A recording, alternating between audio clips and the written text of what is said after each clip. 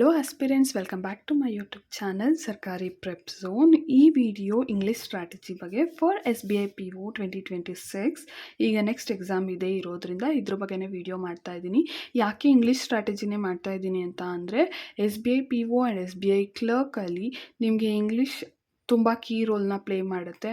Especially for Kannada students ಅಥವಾ ಕರ್ನಾಟಕದಲ್ಲಿರೋರಿಗೆ English cut ಆಫಿಂದನೇ IBPS clerk ನಿಲ್ಲೋದು ನೋಡಿದ್ದೀನಿ. And overall ಎಲ್ಲ ಕಟ್ ಆಫ್ ಚೆನ್ನಾಗಿದ್ರು ಇಂಗ್ಲೀಷಿಂದನೇ ಅವ್ರದ್ದು ಪ್ರಿಲಿಮ್ಸ್ ಕ್ರ್ಯಾಕ್ ಆಗ್ದಲೇ ಇರೋದನ್ನ ನೋಡಿದ್ದೀನಿ. ಸೊ ದಟ್ ಅದೇ ಥರನೇ SBI POದಲ್ಲೂ ಆಗುತ್ತೆ. ಅವ್ರದ್ದು ಮಾರ್ಕ್ಸ್ ಹೋಗೋದೇ ಇಂಗ್ಲೀಷಲ್ಲಿ ಆಗಿರುತ್ತೆ. ಅದಕ್ಕೋಸ್ಕರ ನೀವು ಅದನ್ನೇ ಮಾಡ್ಕೋಬೇಡಿ ಅಂತ ನಾನು ಫಸ್ಟಿಗೆ ಇಂಗ್ಲೀಷ್ ಸ್ಟ್ರಾಟಜಿನ ವಿಡಿಯೋ ಮಾಡ್ತಾಯಿದ್ದೀನಿ. ಆ್ಯಂಡ್ ಇದು ಫುಲ್ಲು ಬೇಸಿಕ್ ವಿಡಿಯೋ ಆಗಿರುತ್ತೆ. ಎಲ್ಲಿಂದ ಯಾವ ಸೋರ್ಸ್ನ ಕಲೆಕ್ಟ್ ಮಾಡ್ಕೋಬೇಕು, ಯಾವ ಮಂತಲ್ಲಿ ಅದನ್ನು ಕ್ಲಿಯರ್ ಮಾಡ್ಕೋಬೇಕು, ಆ್ಯಂಡ್ ನಾನು ಯಾವುದನ್ನು ಪರ್ಸ್ನಲಿ ಫಾಲೋ ಮಾಡಿದ್ದೀನಿ ಅದನ್ನು ಮಾತ್ರ ಈ ವಿಡಿಯೋದಲ್ಲಿ ಹೇಳ್ತೀನಿ. ಆ್ಯಂಡ್ ನಿಮಗೆ ಹೆಲ್ಪ್ ಆಗುತ್ತೆ. ಸೊ ದಟ್ ಇದು ಕಂಪ್ಲೀಟಾಗಿ ವಿಡಿಯೋನ ಅಟೆಂಡ್ ಮಾಡಿ, ಜೊತೆಗೆ ಆದರೆ ನೋಟ್ಸ್ ಮಾಡ್ಕೊಳ್ಳಿ, ಇಲ್ಲಾಂದರೆ ಸ್ಕ್ರೀನ್ಶಾಟ್ ಆದರೂ ತೆಗೆದಿಟ್ಕೊಳ್ಳಿ. ನೆಕ್ಸ್ಟ್ ನಿಮಗೆ ಕನ್ಫ್ಯೂಸ್ ಆಗೋದು ತಪ್ಪತ್ತೆ. Okay, let's come to the video main point. First of all SBI PO ಏನಂತ ಅಂದರೆ ಪ್ರಿಲಿಮ್ಸ್ದು ಹೇಳ್ತಾ ಇರೋದು ನಾನು. ಜುಲೈ ಮತ್ತು ಆಗಸ್ಟ್ ಅಲ್ಲಿ ನಡೆಯುತ್ತೆ 2026ಅಲ್ಲಿ. ಆಲ್ಮೋಸ್ಟ್ ಮೇ ಅನ್ನಂಗೆ ನೋಟಿಫಿಕೇಷನ್ ರಿಲೀಸ್ ಆಗುತ್ತೆ. ಬಟ್ ಅದರ ಪ್ರಿಲಿಮ್ಸ್ ನಡೆಯೋದು ಅಥವಾ ಜುಲೈಯಲ್ಲಿ ಅಥವಾ ಆಗಸ್ಟಲ್ಲೇ ಆಗಿರುತ್ತೆ, ಇಲ್ಲ ಜೂನಲ್ಲೂ ಕೂಡ ನಡೀಬೋದು, ಹೇಳಲಿಕ್ಕಾಗಲ್ಲ. ಇನ್ನು ನಿಮಗೆ ಎಷ್ಟು ಮಂತ್ ಇದೆ ಅಂತ ಅಂದರೆ ಇನ್ನು 6 ಮಂತ್ಸ್ ಇದೆ. That is Jan, Feb, March, April, May, June. Almost 6 months cover ಆಗುತ್ತೆ. ಈ 6 ಮಂತ್ಸಲ್ಲಿ ನೀವು ಏನೇನು ಸ್ಟೆಪ್ಸ್ನ ಫಾಲೋ ಮಾಡಬೇಕು ಆ್ಯಂಡ್ ಯಾವ ಸ್ಟೆಪ್ಸ್ ವರ್ಕ್ ಆಗುತ್ತೆ ಅದನ್ನು ಮಾತ್ರ ಹೇಳ್ತೀನಿ. ಸೊ ದಟ್ ನಿಮಗೆ ಗೊತ್ತಾಗುತ್ತೆ. ಆ್ಯಂಡ್ ಪೇಯ್ಡ್ ಬೆಸ್ಟಾ, ಫ್ರೀ ಸೋರ್ಸಲ್ಲೇ ಕಲಿಬೋದಾ, ಅದನ್ನು ಕೂಡ ನಾನು ನಿಮಗೆ ಅಟ್ ದ ಎಂಡ್ ಹೇಳ್ತೀನಿ. ಓಕೆನಾ? ಫಸ್ಟ್ 2 ಮಂತ್ಸ್ ನಾನು ಕ್ಯಾಟಗರಿ ವೈಸ್ ಮಾಡಿದ್ದೀನಿ. ಏನಂತಂದರೆ ಜಾನ್ ಮತ್ತು ಫೆಬ್ಬು ನೀವು ದಿನ ಎಡಿಟೋರಿಯಲ್ನ ಅಟೆಂಡ್ ಮಾಡಲೇಬೇಕು. 8 AM ಬರುತ್ತೆ. ಎಲ್ಲ ಚಾನಲಲ್ಲೂ ಕೂಡ ಆಲ್ಮೋಸ್ಟ್ ಇದೇ ಟೈಮ್ಗೆ ಬರುತ್ತೆ, ಇಲ್ಲ 9 AM ಬರುತ್ತೆ, ಡಿಪೆಂಡ್ಸ್. ಎಡಿಟೋರಿಯಲ್ ಅಂತ ಅಂದರೆ ವಿಡಿಯೋ ಸೆಷನ್ನ ಅಟೆಂಡ್ ಮಾಡೋದು ಬೆಸ್ಟ್ ಸ್ಟಾರ್ಟಿಂಗಲ್ಲಿ. ಓಕೆನಾ? ಜಾನ್ ಮತ್ತು ಫೆಬ್ಬಲ್ಲಿ ಡೈಲಿ ಎಡಿಟೋರಿಯಲ್ನ ಅಟೆಂಡ್ ಮಾಡಿ, ಒಂದಿನ ಅಟೆಂಡ್ ಮಾಡೋದು, ಇನ್ನು 1 ವೀಕ್ ಬಿಡೋದು, ಮತ್ತು ನೆಕ್ಸ್ಟ್ ವೀಕಲ್ಲಿ ಅಟೆಂಡ್ ಮಾಡೋದು, ಈ ಕೆಲಸ ಮಾಡ್ಕೋಬೇಡಿ. ಇದರಿಂದ ನಿಮಗೆ ಕಂಟಿನ್ಯೂಟಿ ಸಿಗಲ್ಲ ಮತ್ತು ನಿಮ್ಮದು ಇಂಗ್ಲೀಷಲ್ಲಿ ಸ್ಕೋರ್ ಇಂಪ್ರೂವ್ ಆಗಲ್ಲ. ಹಾಗಾಗಿ ಡೈಲಿ ಕೂಡ ಎಡಿಟೋರಿಯಲ್ನ ಅಟೆಂಡ್ ಮಾಡಬೇಕು. ಫಸ್ಟ್ 2 ಮಂತ್ಸ್ ನಾನು ಎಲ್ಲಿಂದ ಮಾಡಬೇಕು, ಯಾವ ಸೋರ್ಸ್ನ ಫಾಲೋ ಮಾಡಬೇಕು ನೆಕ್ಸ್ಟ್ ಹೇಳ್ತೀನಿ. ನೆಕ್ಸ್ಟ್ ಅದಾದಮೇಲೆ ಮಾರ್ಚ್, ಏಪ್ರಿಲ್ಗೆ ಬಂದರೆ ಬೇಸಿಕ್ ಕಾನ್ಸೆಪ್ಟನ್ನ ಕ್ಲಿಯರ್ ಮಾಡ್ಕೋಬೇಕು. ಎಲ್ಲರದು ಕಟ್ ಆಫ್ ನಿಲ್ತಿರೋದೇ ಕಾರಣ ಅಂತಂದರೆ ಬೇಸಿಕ್ ಕಾನ್ಸೆಪ್ಟ್ ಕ್ಲಿಯರ್ ಇಲ್ಲ. ತುಂಬ ಅನ್ನೋದು ಅಂಡರ್ ಎಸ್ಟಿಮೇಟ್ ಮಾಡ್ತಾರೆ ಬೇಸಿಕ್ ಕಾನ್ಸೆಪ್ಟನ್ನ. ಬಟ್ ಆದರೆ ನಿಮಗೆ ಇಂಗ್ಲೀಷಲ್ಲಿ ಬೇಸಿಕ್ ಕಾನ್ಸೆಪ್ಟ್ ಕ್ಲಿಯರ್ ಇಲ್ಲ ಅಂತ ಅಂದರೆ ನಿಮ್ಮದು ಇಂಗ್ಲೀಷ್ ಕಟ್ ಆಫ್ ಕ್ಲಿಯರೇ ಆಗಲ್ಲ ಅಂದ್ಕೊಂಬಿಡಿ. ಸೊ ಅದು ಒಂದರಿಂದನೇ ಇಡೀ ಪ್ರಿಲಿಮ್ಸ್ನ ಕಟ್ ಆಫ್ನ ನೀವು ಕ್ಲಿಯರ್ ಮಾಡೋಕ್ಕಾಗಲ್ಲ. ಹಾಗಾಗಿ ಹೇಳ್ತಾ ಇದ್ದೀನಿ. ಆ್ಯಂಡ್ ನೆಕ್ಸ್ಟ್ ಮೇ, ಜೂನಿಗೆ ಬಂದರೆ ಓನ್ಲಿ ಮಾರ್ಕ್ಸ್ ಆ್ಯಂಡ್ ಮೇನ್ಸಿಗೆ ಪ್ರಿಪೇರ್ ಮಾಡಬೇಕಾಗತ್ತೆ ನೀವು. ಆ್ಯಂಡ್ ಫಸ್ಟ್ 4 ಮಂತ್ಸು ನಿಮ್ದು ಏನಿದ್ರು ಬೇಸಿಕ್ ಪ್ರಾಕ್ಟೀಸ್ ಮೇಲೆ ಇರಬೇಕು. ನೆಕ್ಸ್ಟ್ ಲಾಸ್ಟ್ 2 ಮಂತ್ಸು ನಿಮ್ಮದು ಅಷ್ಟೊತ್ತಿಗೆ ಪ್ರಿಲಿಮ್ಸ್ ಸಿಲೆಬಸ್ ಕ್ಲಿಯರ್ ಆಗಿ ನೀವು ಮೇನ್ಸಿಗೆ ಪ್ರಿಪ್ರೇಷನ್ನ ಸ್ಟಾರ್ಟ್ ಮಾಡಬೇಕು. ಯಾಕೆ ಹೇಳ್ತಾ ಇದ್ದೀನಿ ಅಂತ ಅಂದರೆ ಬಿಫೋರ್ ಪ್ರಿಲಿಮ್ಸೇ ನೀವು ಮೇನ್ಸಿಗೆ ಪ್ರಿಪೇರ್ ಆಗೋಕ್ಕೆ ಸ್ಟಾರ್ಟ್ ಆಗಬೇಕು. ಪ್ರಿಲಿಮ್ಸ್ ಆಗಿ 1 ಮಂತ್ ಅಷ್ಟೇ ಗ್ಯಾಪ್ ಇರುತ್ತೆ. ಅದರಲ್ಲಿ ನಿಮಗೆ ಮೇನ್ಸ್ ಮಾರ್ಕ್ಸ್ನ ಇನ್ಕ್ರೀಸ್ ಮಾಡ್ಕೊಳ್ಳಿಕ್ಕೆ ಆಗಲ್ಲ. ಹಾಗಾಗಿ ಬಿಫೋರ್ ಪ್ರಿಲಿಮ್ಸೇ ನೀವು ಮೇನ್ಸಿಗೆ ರೆಡಿ ಆಗೋದನ್ನ ಸ್ಟಾರ್ಟ್ ಮಾಡಬೇಕು. ಅದಕ್ಕೋಸ್ಕರ ನೆಕ್ಸ್ಟ್ ಬಂದರೆ ಜಾನ್ವರಿ ಮಂತಲ್ಲಿ ಡೈಲಿ ಎಡಿಟೋರಿಯಲ್ನ ಅಟೆಂಡ್ ಮಾಡಬೇಕು. ಅದಾದಮೇಲೆ 120 ರೂಲ್ಸ್ ಆಫ್ ಗ್ರಾಮರ್ ಬರುತ್ತೆ. ಇದನ್ನು ಕಂಪ್ಲೀಟ್ ಮಾಡ್ಕೊಳ್ಳಿ. ಇವೆರಡು ಕಂಪ್ಲೀಟ್ ಮಾಡ್ಕೊಳ್ಳೋದ್ರಿಂದ ನಿಮಗೆ ಇಂಗ್ಲೀಷಲ್ಲಿ ಗ್ರಿಪ್ ಸಿಗುತ್ತೆ. ಲೈಕ್ ಏನು ಹೇಳ್ತಾರೆ, ಏನು ಸಿಲೆಬಸ್ ಇದೆ, ಏನು ಮಾಡ್ತಾ ಇದ್ದೀವಿ, ಇದ್ರ ಬಗ್ಗೆ ಗ್ರಿಪ್ ಸಿಗುತ್ತೆ. ಇದನ್ನು ಅಟೆಂಡ್ ಮಾಡೋಕ್ಕಿಂತ ಮುಂಚೆನೇ ಫಸ್ಟು ಒಂದು ಸೆಕ್ಷನಲ್ ಮಾರ್ಕ್ನ ಓಪನ್ ಮಾಡಿ ನೋಡಿ. ನೀವು ಕೊಡಲೇಬೇಕು ಅಂತ ನಾನು ಏನು ಹೇಳಲ್ಲ. ಯಾಕಂತ ಅಂದರೆ ಎಲ್ಲರೂ ಹೇಳ್ತಾರೆ, ಆದರೆ ನಾನು ಹೇಳೋದು ಅದನ್ನು ಕಂಪ್ಲೀಟಾಗಿ ನೋಡಿ. ಏನೇನಿದೆ, ಯಾವ್ದ್ಯಾವ್ದಿದೆ, ಸೆಂಟೆನ್ಸ್ ಇದೆಯಾ, ಆ್ಯಂಡ್ ಪ್ಯಾರಾಗ್ರಾಫ್ಸ್ ಇದೆಯಾ, ಆ್ಯಂಡ್ ನೀವು ಯಾವುದನ್ನ ಅಟೆಂಡ್ ಮಾಡ್ಬೋದು, ನೀವು ಯಾವ ಲೆವೆಲಲ್ಲಿ ಇಂಗ್ಲೀಷಲ್ಲಿ ಇದ್ದೀರಾ ನಿಮಗೊಂದು ಗೊತ್ತಾಗುತ್ತೆ. ಇಲ್ಲಾಂದರೆ ಒಂದು ಸೆಕ್ಷನಲ್ ಮಾರ್ಕ್ ಕೊಡೋದ್ರಿಂದ ನಿಮ್ಮದು ನೆಗೆಟಿವ್ ಎಷ್ಟಾಗ್ತಿದೆ ಅಂತಲೂ ಗೊತ್ತಾಗುತ್ತೆ. ನೆಗೆಟಿವ್ ಆಗೋದ್ರಿಂದನೇ ನಿಮಗೆ ಇಂಗ್ಲೀಷಲ್ಲಿ ಬೇಗ ಏನದು ಸ್ಕೋರ್ ಕಮ್ಮಿ ಆಗುತ್ತೆ. ಓಕೆನಾ? ಹಾಗಾಗಿ ನೀವು ಒಂದು ಸೆಕ್ಷನಲ್ಲಿ ಮಾರ್ಕ್ ಕೊಡಿ, ಅದರಲ್ಲಿ ನಿಮ್ಗೆ ಅನಾಲಿಸಿಸ್ ಗೊತ್ತಾಗುತ್ತೆ ಏನಿದೆ ಅಂತ. ನೆಕ್ಸ್ಟ್ ಬಂದರೆ ಡೈಲಿ ಎಡಿಟೋರಿಯಲ್. ಈ ಡೈಲಿ ಎಡಿಟೋರಿಯಲ್ನ ಬರೀ ವಿಡಿಯೋ ನೋಡೋದಲ್ಲ, ಡೈಲಿ ಇದನ್ನು ರಿಟರ್ನ್ ಫಾರ್ಮ್ಯಾಟಲ್ಲಿ ಬರ್ಕೋಬೇಕು. ನೀವು ಒಂದು ಸ್ಮಾಲ್ ನೋಟ್ಬುಕ್ ತೊಗೊಂಡು ಡೈಲಿ ಯಾವ್ಯಾವ ವರ್ಡ್ಸ್ ಮಾಡಿಸ್ತಿದ್ದಾರೆ ಅದನ್ನೆಲ್ಲನೂ ಕೂಡ ನೀವು ಹ್ಯಾಂಡ್ ರಿಟನ್ ಬರ್ಕೋಬೇಕು. ಫಸ್ಟ್ 2 ಮಂತ್ಸ್ ನೀವು ಡೈಲಿ ಎಡಿಟೋರಿಯಲ್ನ ಬರೆದ್ರೆ ಮಾತ್ರ ನೆನಪಿರುತ್ತೆ. ಇಲ್ಲ ಅಂತಂದರೆ ನಿಮಗೆ ವೊಕ್ಯಾಬ್ಯುಲರಿ ನೆನಪೇ ಇರೋಲ್ಲ. ಅನ್ಕೋತೀರಾ ನೆನಪಿರುತ್ತೆ ಅಂತ, ಬಟ್ ಆದರೆ ಎಲ್ಲ ಮರ್ತೋದಂಗೆ ಆಗುತ್ತೆ. ಯಾವಾಗ ನೀವು ನೋಟ್ಬುಕ್ಕಲ್ಲಿ ಬರೀತೀರಾ, ಯಾವಾಗ ಅದನ್ನು ಪದೇ ಪದೇ ನೋಡ್ತೀರಾ, ಆವಾಗ ಮಾತ್ರ ನಿಮಗೆ ವೊಕ್ಯಾಬ್ಸು ಮತ್ತೆ ಮತ್ತೆ ನೆನಪಾಗುತ್ತೆ. ಹಾಗಾಗಿ ಡೈಲಿ ಎಡಿಟೋರಿಯಲ್ನ ನೋಡಿ ಜೊತೆಗೆ ಬರ್ಕೊಳ್ಳಿ. ಅದಾದಮೇಲೆ 120 ರೂಲ್ಸ್ ಆಫ್ ಗ್ರಾಮರ್ ಅಂತ ಇದೆ.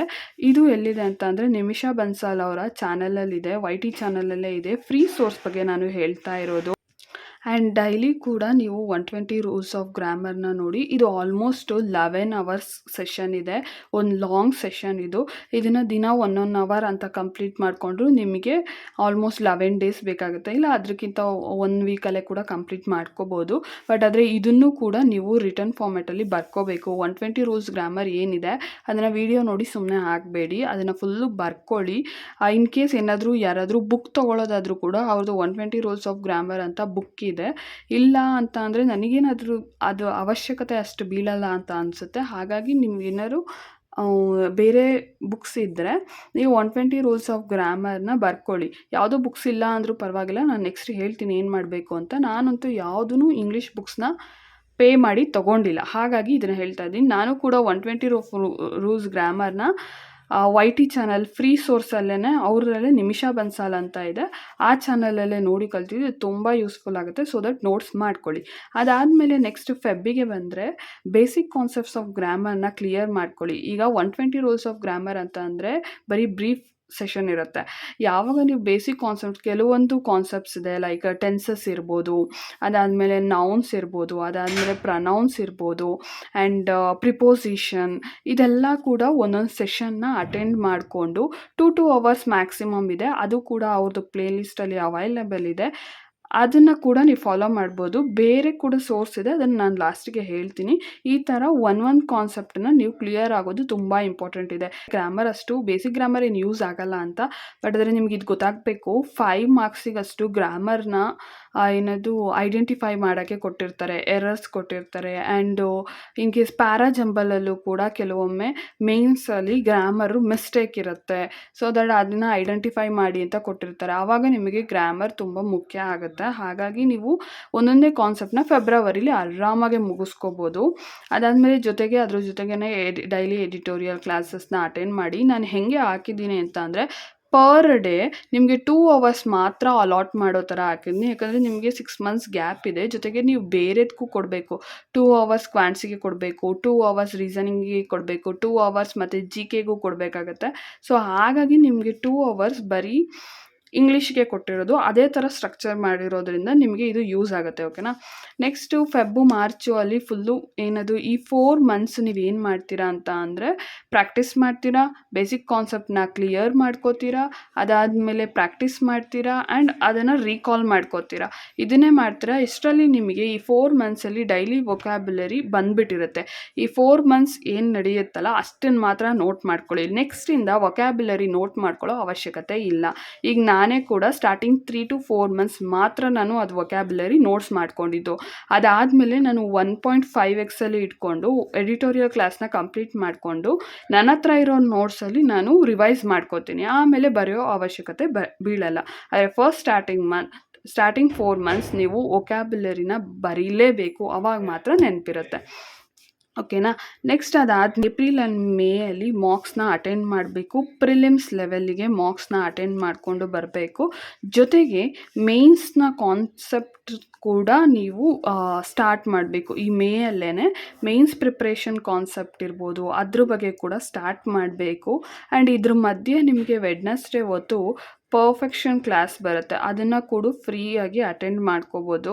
ವೆಡ್ನಸ್ಡೇ ಅಪ್ಲೋಡ್ ಆಗುತ್ತೆ. ಇದನ್ನು ಅಟೆಂಡ್ ಮಾಡೋದ್ರಿಂದ ನಿಮಗೆ ಪೇಪರ್ ಹೇಗಿರುತ್ತೆ ಕ್ಲಿಯರ್ ಆಗುತ್ತೆ, ಆ್ಯಂಡ್ ಪೇಪರ್ನ ಹೇಗೆ ಅಟೆಂಪ್ಟ್ ಮಾಡಬೇಕು ಇದ್ರ ಬಗ್ಗೆನೂ ಕ್ಲಿಯರ್ ಆಗುತ್ತೆ. ಸೊ ದಟ್ ನಿಮಗೆ ಮೇನ್ಸ್ಗೆ ಪ್ರಿಪರೇಷನ್ ಆಗೋಕ್ಕೆ ಪರ್ಫೆಕ್ಷನ್ ಕ್ಲಾಸ್ ತುಂಬ ಹೆಲ್ಪ್ ಆಗುತ್ತೆ ಅಂತ ಹೇಳ್ಬೋದು. ಆ್ಯಂಡ್ ಪ್ರಿಲಿಮ್ಸ್ಗೂ ಕೂಡ ಪರ್ಫೆಕ್ಷನ್ ಕ್ಲಾಸ್ ತುಂಬ ಹೆಲ್ಪ್ ಆಗುತ್ತೆ. ಸ್ವಲ್ಪ ಒಂದು 4 ಮಂತ್ಸ್ ಆದರೂ ನೀವು ಫಸ್ಟ್ 4 ಮಂತ್ಸ್ ಆದರೂ ನೀವು ಪರ್ಫೆಕ್ಷನ್ ಕ್ಲಾಸ್ನ ಅಟೆಂಡ್ ಮಾಡಬೇಕು. ಜೂನಲ್ಲಿ ನೀವು ಪ್ರಿಲಿಮ್ಸಿಂದು ಫುಲ್ ಮಾರ್ಕ್ಸಿಗೆ ಡೆಡಿಕೇಟೆಡ್ ಆಗಿರಿ. ಯಾಕಂತಂದರೆ ನೀವು 30 ಮಿನಿಟ್ಸ್ ಮಾರ್ಕ್ಸ್ ಕೊಟ್ಟರೆ 1 ಅವರ್ ನಿಮಗೆ ಅದನ್ನು ಅನಾಲಿಸಿಸ್ ಮಾಡಲಿಕ್ಕೆ ಬೇಕಾಗುತ್ತೆ. ಯಾಕಂದರೆ ಸ್ವಲ್ಪ ಗ್ರಾಮರ್ ಮಿಸ್ಟೇಕ್ ಆಗಿರುತ್ತೆ, ಸಡನ್ನಾಗಿ ನಿಮಗೆ ನೆನಪಾಗಿರಲ್ಲ, ಇದು ಏನೇನೋ ಕಾರಣದಿಂದ ನೀವು ಮತ್ತೆ ಅನಾಲಿಸಿಸ್ ಮಾಡಲೇಬೇಕಾಗತ್ತೆ. ಹಾಗಾಗಿ ನಿಮಗೆ ಜೂನ್ ಫುಲ್ಲು ಆಲ್ಮೋಸ್ಟ್ 2 ಅವರ್ಸು ಮಾರ್ಕ್ಸ್ನ ಕೊಡೋದು ಮತ್ತು ಅದರ ಅನಾಲಿಸಿಸ್ ಮಾಡೋದ್ರಲ್ಲೇ ಫುಲ್ ಟೈಮ್ ಕಳೆದೋಗ್ಬಿಡುತ್ತೆ. ಹಾಗಾಗಿ ನಿಮಗೆ ಜೂನ್ ಮಂತ್ ಫುಲ್ಲು ಪ್ರಿಲಿಮ್ಸ್ಗೆ ಹಾಕಿದ್ದೀನಿ. ನೆಕ್ಸ್ಟ್ ಅದಾದಮೇಲೆ ಬಂದರೆ ಯಾವ್ಯಾವ ಟೀಚರ್ಸ್ ಇದ್ದಾರೆ ಅಂತ, ನಿಮಿಷಾ ಬನ್ಸಲ್ ಎಸ್ ಆಫೀಸರಿಂದ ಇವ್ರದ್ದು ಫ್ರೀ ಸೋರ್ಸ್ ಕೂಡ ಇದೆ ಆ್ಯಂಡ್ ಪೇಯ್ಡ್ ಸೋರ್ಸ್ ಕೂಡ ಇದೆ. ನೆಕ್ಸ್ಟ್ ವರುಣ್ ಚಿತ್ರಸ್ಟರ್ ಸ್ಟಡಿ ಕ್ವಿಕ್ಕಿಂದ ಇವ್ರದ್ದು ಕೂಡ ಫ್ರೀ ಸೋರ್ಸ್ ಇದೆ ಮತ್ತು ಪೇಯ್ಡ್ ಸೋರ್ಸ್ ಕೂಡ ಇದೆ. ನೆಕ್ಸ್ಟ್ ಅನುಭವ್ ಸರ್ ಇವರು ಅಡ್ಡಾಯಿಂದ ಇವ್ರದ್ದು ಫ್ರೀ ಸೋರ್ಸ್ ಇದೆ, ಪೇಯ್ಡ್ ಸೋರ್ಸ್ ಇದೆ. ಬೇರೆ ಕೂಡ ಟ್ಯೂಟರ್ಸ್ ಇದ್ದಾರೆ, ಬಟ್ ಆದರೆ ನಾನು ಫಾಲೋ ಮಾಡಿರೋ ಇಷ್ಟು ಜನ ಅವ್ರದನ್ನ ಮಾತ್ರ ನಾನು ರೆಕಮೆಂಡ್ ಮಾಡ್ತಾ ಇದ್ದೀನಿ, ಯಾಕಂದರೆ ನಾನು ಪರ್ಸ್ನಲಿ ಫಾಲೋ ಮಾಡಿರೋದ್ರಿಂದ. ಆ್ಯಂಡ್ ಇನ್ನು ಕನ್ನಡ ಸ್ಟೂಡೆಂಟ್ಸ್ ಆದರೆ, ಕನ್ನಡ ಮೀಡಿಯಮಿಂದ ಬರ್ತಾ ಇರೋ ಸ್ಟೂಡೆಂಟ್ಸ್ ಆದರೆ ನೀವು ಎಡಿಟೋರಿಯಲ್ನ ನಿಮಿಷಾ ಬನ್ಸಲ್ಲಿಂದ ಡೈರೆಕ್ಟಾಗಿ ಅಟೆಂಡ್ ಮಾಡೋಕ್ಕಾಗಲ್ಲ, ಯಾಕಂದರೆ ತುಂಬ 100+ ವೊಕ್ಯಾಬ್ಸ್ ಮಾಡಿಸ್ತಾರೆ. ಹಾಗಾಗಿ ನೀವು ಅನುಭವ್ ಸರ್ ಅಥವಾ ವರುಣ್ ಚಿತ್ರ ಸರ್ ಅವ್ರು ತುಂಬ ಸ್ಲೋ ಆಗಿ ಎಕ್ಸ್ಪ್ಲೈನ್ ಮಾಡೋದ್ರಿಂದ ನೀವು ಕನ್ನಡ ಮೀಡಿಯಮ್ ಸ್ಟೂಡೆಂಟ್ಸ್ ಆದರೆ ಬೇಗ ಅರ್ಥ ಆಗುತ್ತೆ. ಅದಾದಮೇಲೆ 1 ಮಂತ್ ಆದಮೇಲೆ ನಿಮಿಷಾ ಬನ್ಸಲ್ ಅವ್ರಿಗೆ ಶಿಫ್ಟ್ ಆಗಿ, ಯಾಕಂತ ಅಂದರೆ ಪದೇ 100+ ವೊಕ್ಯಾಬ್ಸ್ ನೀವು ಡೈಲಿ ಕೇಳೋದ್ರಿಂದ ನಿಮಗೆ ಆರಾಮಾಗಿ ವೊಕ್ಯಾಬ್ಸ್ ನೆನ್ಪಿಟ್ಕೊಳ್ಳಿಕ್ಕೆ ಆಗುತ್ತೆ. ಸೊ ನೀವು ಅನುಭವ್ ಸರ್, ಚಿತ್ರಾ ಸರ್ ಯಾರಿಂದನಾದರೂ ಕಲ್ತ್ರೂ ಕೂಡ ನೆಕ್ಸ್ಟ್ ಮಾತ್ರ ನಿಮಿಷಾ ಬನ್ಸಲ್ ಅವ್ರಿಗೆ ಶಿಫ್ಟ್ ಆಗೋದು ಬೆಸ್ಟ್. ಯಾಕಂದರೆ ಮೇನ್ಸಿಗೆ ಅವರು ತುಂಬ ಚೆನ್ನಾಗಿ ಹೇಳ್ಕೊಡ್ತಾರೆ. ಆ್ಯಂಡ್ ಮೇನ್ಸ್ ಪರ್ಫೆಕ್ಷನ್ ಕ್ಲಾಸ್ ಇರ್ಬೋದು, ಮೇನ್ಸಿಗೆ ಪೇಯ್ಡ್ ಕ್ಲಾಸ್ ಕೂಡ ಇದೆ. ನಿಮ್ಮ ಇಷ್ಟ, ಪೇಯ್ಡ್ ತೊಗೊಳ್ಳೋದಾದರೆ ತೊಗೋಬೋದು, ಅಥವಾ ಫ್ರೀ ಕ್ಲಾಸಲ್ಲೇ ಎಲ್ಲ ಸೋರ್ಸಸ್ಸು ಅವೈಲೇಬಲ್ ಇದೆ. ನನಗೆ ಪೇಯ್ಡ್ ಅಷ್ಟು ಬೇಕಾಗಲ್ಲ ಅಂತಂದರೆ ಫ್ರೀ ಸೋರ್ಸ್ಗೆ ಹೋಗಿ. ಯಾರು ಇಂಗ್ಲೀಷ್ ಮೀಡಿಯಮಿಂದ ಸ್ಟೂಡೆಂಟ್ಸ್ ಇರ್ತೀರಲ್ಲ ಅವರಿಗೆ ಫಸ್ಟು ಫ್ರೀಯಲ್ಲಿ ಫುಲ್ಲು ಅಟೆಂಡ್ ಮಾಡ್ಕೊಳ್ಳಿ, ನಿಮಗೆ ಮಾರ್ಕ್ಸ್ ಅಟೆಂಡ್ ಮಾಡಿ. ಅದಾದಮೇಲೆ ನನಗೆ ಪೇಯ್ಡ್ ಬೇಕು ಅಂತ ಅಂದರೆ ಪೇಯ್ಡ್ ತೊಗೊಳ್ಳಿ, ಇಲ್ಲ ಅಂತಂದರೆ ಇಟ್ಸ್ ಓಕೆ, ಫ್ರೀನೇ ಅಡ್ಜಸ್ಟ್ ಆಗುತ್ತೆ. ನೆಕ್ಸ್ಟ್ ಬಂದರೆ ಮಾರ್ಕ್ಸಲ್ಲಿ ಯಾವುದರಲ್ಲಿ ಅಂತ ಅಂದರೆ ನಾನು ಫಸ್ಟ್ ಪ್ರಿಫರ್ ಮಾಡೋದು ಆಲಿಬೋರ್ಡ್. ಓಕೆನಾ, ಟೆಕ್ಸ್ಟ್ ಬುಕ್ಕಿಂತ ಆಲಿಬೋರ್ಡ್ನ ಯಾಕೆ ಪ್ರಿಫರ್ ಮಾಡ್ತಾ ಇದ್ದೀನಿ ಅಂದರೆ ಟೆಕ್ಸ್ಟ್ ಬುಕ್ಕು ತುಂಬ ಈಸಿ ಲೆವೆಲಲ್ಲಿ ಇರುತ್ತೆ. ಆ ಲೆವೆಲ್ ಕೆಲವೊಮ್ಮೆ ಏನಾಗುತ್ತೆ ಅಂತ ಅಂದರೆ ನಿಮಗೆ ಗಡಿಬಿಡಿಗೆ ಎಕ್ಸಾಮ್ಸಲ್ಲಿ ತಪ್ಪಾಗುತ್ತೆ ಆ್ಯಂಡ್ ಸ್ವಲ್ಪ ಇಂಪ್ಲಿಮೆಂಟ್ ಮಾಡ್ಕೋಬೇಕಾದ್ರೆ ಟೈಮ್ ಕಿಲ್ ಆಗ್ತಿದೆ ಅಂತ ಅನಿಸುತ್ತೆ. ಸೊ ದಟ್ ನಾನು ಹಾಗಾಗಿ ಆಲಿಬೋರ್ಡ್ನ ರೆಫರ್ ಮಾಡ್ತೀನಿ. ಇಲ್ಲ ಅಂತ ಅಂದರೆ ನೀವು ಟೆಕ್ಸ್ಟ್ ಬುಕ್ ಆದರೂ ತೊಗೋಬೋದು. ನೆಕ್ಸ್ಟ್ ಮೇನ್ಸಿಗೆ ಅಂತ ಅಂದರೆ ಗೈಡ್ಲಿ ಈಸ್ ದ ಬೆಸ್ಟ್ ನನ್ನ ಪ್ರಕಾರ. ನಿಮಗೆ ಯಾವುದಾದ್ರೂ ತೊಗೊಳ್ಳಿ, ನೀವು ಒಂದೇ ಫೈನಾನ್ಷಿಯಲಿ ಒಂದನ್ನು ಮಾತ್ರ ತೊಗೊಳಕ್ಕಾಗ್ತಿದೆ ಅಂತಂದರೆ ಗೋ ಫಾರ್ ಆಲಿಬೋರ್ಡ್. ಓಕೆನಾ, ಇಲ್ಲ ನನಗೆ 2 ತೊಗೊಳಕ್ಕಾಗ್ತಿದೆ ಅಂತ ಅಂದರೆ ನೆಕ್ಸ್ಟ್ ಪ್ರಿಫರೆನ್ಸ್ ಗೈಡ್ಲಿ. ನಂದು ಟೆಕ್ಸ್ಟ್ ಬುಕ್ ಕೂಡ ಇದೆ, ಬಟ್ ಆದರೆ ನಾನು ಕಂಪ್ಯಾರಿಟಿವ್ಲಿ ಆಲಿಬೋರ್ಡ್ನ ಸಜೆಸ್ಟ್ ಮಾಡ್ತಾ ಇದ್ದೀನಿ. ಯಾಕೆ ಅಂತ ಅಂದರೆ ಅದರಲ್ಲಿ ಕಂಟೆಂಟ್ ಚೆನ್ನಾಗಿದೆ ಅಂತ, ಆ್ಯಂಡ್ ಇಂಗ್ಲೀಷ್ ತುಂಬ ಚೆನ್ನಾಗಿ ಬರುತ್ತೆ ಅಂತ ಕೂಡ ನಾನು ಅದನ್ನು ಸಜೆಸ್ಟ್ ಮಾಡ್ತೀನಿ. ಓಕೆ, ಇದಿಷ್ಟಾಗಿತ್ತು ನಿಮ್ಮದು ವಿಡಿಯೋ ಸೋರ್ಸ್. ಎಲ್ಲೆಲ್ಲಿ ಏನೇನ ಕವರ್ ಮಾಡಬೇಕು, ಯಾವ್ಯಾವ ಮಂತಲ್ಲಿ ಕವರ್ ಮಾಡಬೇಕು ಎಲ್ಲನೂ ಹೇಳಿದ್ದೀನಿ. ಮೇಯ್ನಾಗಿ ಲಾಸ್ಟಿಗೆ ಹೇಳೋದೇನಂತ ಅಂದರೆ, ಒಂದು editorial, it's very important. And next perfection class Wednesday ಹೊತ್ತು ಫ್ರೀಯಾಗಿ ಅಟೆಂಡ್ ಮಾಡೋದಾದರೆ, ಇಲ್ಲ ಅಂತಂದರೆ ಡೈಲಿ ಇರುತ್ತೆ ಪೇಯ್ಡಲ್ಲಿ. ಡೈಲಿ ಅಷ್ಟು ಯೂಸ್ ಆಗಲ್ಲ, ಪೇಯ್ಡ್ ನಂದೇ ಇದೆ, ಅದ್ರದ್ದು ಎಕ್ಸ್ಪೀರಿಯನ್ಸಿಂದ ನಾನು ಹೇಳ್ತಾ ಇರೋದು. ಅದಕ್ಕೋಸ್ಕರ ಪರ್ಫೆಕ್ಷನ್ ಕ್ಲಾಸ್ ವೆಡ್ನಸ್ಡೇ ಹೊತ್ತು ಫ್ರೀಯಾಗಿ ಅಟೆಂಡ್ ಮಾಡ್ಕೊಳ್ಳಿ. ಅದಾದಮೇಲೆ 120 ರೂಲ್ಸ್ ಆಫ್ ಗ್ರಾಮರ್ನ ಸ್ಟಾರ್ಟಿಂಗಲ್ಲೇ ಮುಗಿಸ್ಕೊಳ್ಳಿ. ನಾ ಹೇಳ್ದಂಗೆ ಇದಿಷ್ಟು ಮಾಡಿದ್ರೆ ನಿಮ್ಮದು ಪಕ್ಕಾ ಇಂಗ್ಲೀಷಲ್ಲಿ ಕಟ್ ಆಫು ಕ್ಲಿಯರ್ ಆಗೇ ಆಗುತ್ತೆ. ಸೊ ನೀವು ಡಿಲೇ ಮಾಡ್ಕೋಬೇಡಿ, ಈಗಲಿಂದನೇ ಸ್ಟಾರ್ಟ್ ಮಾಡಿ. ನಾನು ತುಂಬ ಜನನ ಕೇಳಿದ್ದೀನಿ, ಆ್ಯಂಡ್ ನಾನು RRB PO ಹೋದಾಗಲೂ ಒಂದಿಬ್ಬರ ಹತ್ರ ಮಾತಾಡಿದ್ದು ಅಂತ ಅಂದರೆ IBPS ಕ್ಲರ್ಕಲ್ಲಿ ಅವ್ರದ್ದು ಇಂಗ್ಲೀಷಿಂದನೇ ಕಟ್ ಆಫ್ ನಿಂತಿದೆ ಅಂತ. ಓವರಾಲ್ ಚೆನ್ನಾಗಿ ಮಾರ್ಕ್ಸ್ ಬಂದಿದ್ರು, ಇಂಗ್ಲೀಷಿಂದ ಕಟ್ ಆಫ್ ನಿಂತಿತ್ತು. ಹಾಗೆ ತುಂಬ ಜನದು SBI PO ಮತ್ತು SBI ಕ್ಲರ್ಕಲ್ಲೂ ಆಗಿದೆ. ಸೊ ದಟ್ ನೀವು ಅದೇ ಮಿಸ್ಟೇಕ್ನ ಮಾಡ್ಕೋಬೇಡಿ ಅಂತ ಇದ್ರ ಬಗ್ಗೆ ಹೇಳ್ತಾ ಇದ್ದೀನಿ. ಹೋಪ್ ಈ ವಿಡಿಯೋ ನಿಮಗೆ ಇಷ್ಟ ಆಗಿದೆ ಅಂತ. ಪ್ಲೀಸ್ ಲೈಕ್ ಮಾಡಿ, ಶೇರ್ ಮಾಡಿ, ಸಬ್ಸ್ಕ್ರೈಬ್ ಮಾಡಿ. Thank you for watching my video. See you in the next video. Bye bye.